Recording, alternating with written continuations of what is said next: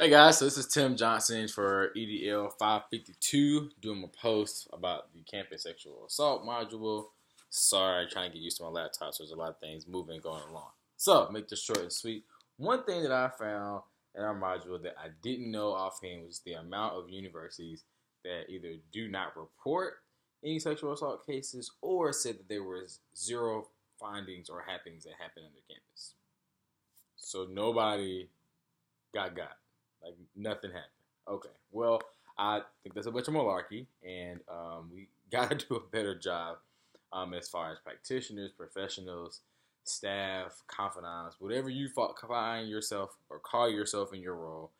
Got to do a better job of this campus sexual assault. It's much bigger than just the walls of a university or a college or institution. It's literally everywhere around us. I think the part that makes me upset about it or passionate about playing my role is that knowing that such a very small percentage of people who actually commit the crime, but they make such a large percentage of the crimes being committed.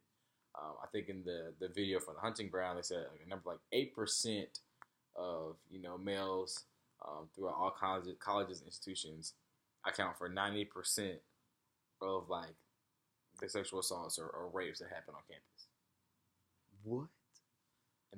And it would make it so bad. It gets analyze that it's student athletes or fraternity men or men who are in the spotlight, quote unquote. And so it makes that population look really, really bad and they're on the edge. But I think on the back end of that, you see so many institutions taking a stand on protecting student athletes to making the like going the extra mile and make sure that they're protected, that they're covered, that you can't ask them questions, they're so sheltered. It's just so much, and I just don't understand as to why we go to such an extent for this population of student, but then we'll tell the females who are coming out saying that this has happened, oh, you can't say anything, you have to hush, you got to be quiet for the sake of the institution. It's best that you don't say anything, otherwise we're mandated to investigate, and that puts our school in the spotlight, and our name is tarnished, blah blah blah blah blah blah blah. A life is worth way more than an institution's name in any facet of life.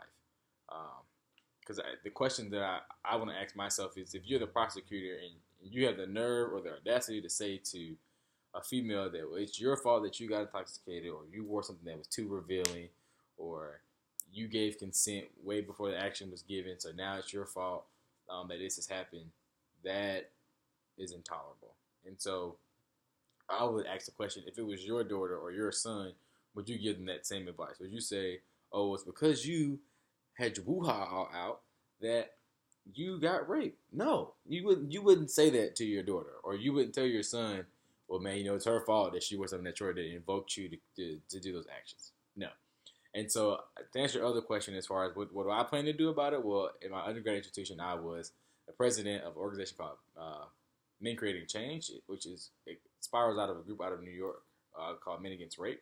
And basically from there, we just gave those stats and continued to educate students on the importance of, one, reporting it when it happens, and then two, having males who are more of a presence, who support females. So not necessarily being the forefront of this movement, more so being the supporting factor. So kind of like being, like a partner in a relationship. One leads and you kind of follow behind, you just kind of support whatever's being happening, what's being told.